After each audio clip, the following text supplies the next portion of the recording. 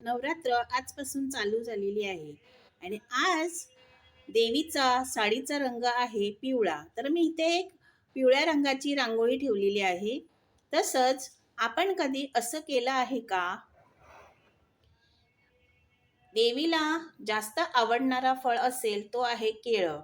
केळाचा दिवा जर तुम्ही तुमच्या मुख्य दरवाजावर लावलात तर दुर्गा माँ खूप तुमच्यावर प्रसन्न होते. हा दिवा तुम्ही 9 दिवस तुमच्या मुख्य दरवाजावर 2 दिवे लावायचे असतात. तसंच एक फूल, तसंच इथे एक दिवा आहे, हा म्हणजे आपण देवीला भोग लावतो. तसंच इथे मी घेतलं आहे इलायची, लवंग आणि कापूर.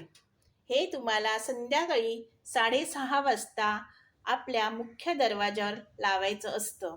तसंच उद्या आहे देवीचा रंग हिरवा, तर तुम्ही उद्या हिरव्या रंगाची पण रांगोळी काढू शकता.